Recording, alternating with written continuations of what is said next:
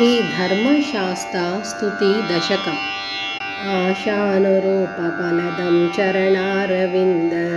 भाजामपार करुणार्णवपूर्णचन्द्रं नाशाय सर्वविपदामपि नौमि नित्यम् ईशानकेशवभवं भुवनैकनाथम् पिञ्चावलीवलयिता कलितप्रसून सञ्चादगान्तिपरभासुरकेशभारं शिञ्चानमञ्जुमणिभूषणरञ्जिताङ्गं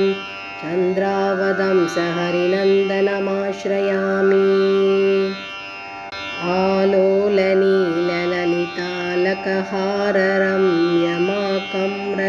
नासमरुणादरमायताक्षम् आलम्बनं त्रिजगतां प्रमदातिनाथमानम्रलोकहरिनन्दनमाश्रयामि कर्णावलम्बिमणिकुण्डलभासमान घण्टस्थलं समुदिताननपुण्डरीकम् अर्णोजनाभहरयोरिव मूर्तिमन्तं पुण्यादिरेकमिव भूतपतिं नमामि उत्तण्डचारुभुजदण्डयुगाग्रसंस्थं कोदण्डबाणमहितान्तमदान्तवीर्यम् उद्यत्प्रभापटलदीप्रमदप्रसारं नित्यं प्रभापतिमहं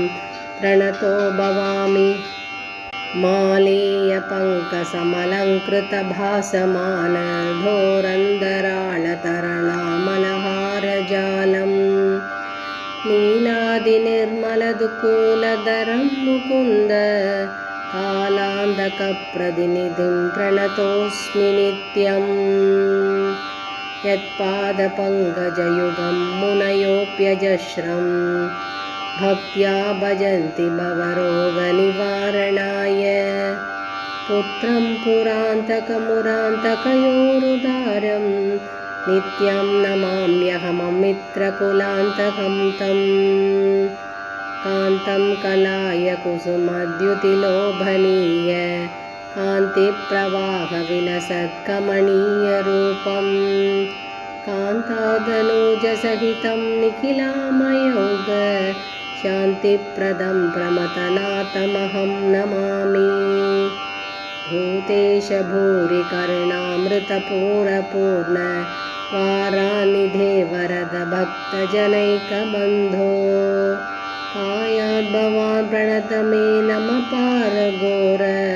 संसारभीतमिह मामखिलामयेभ्यः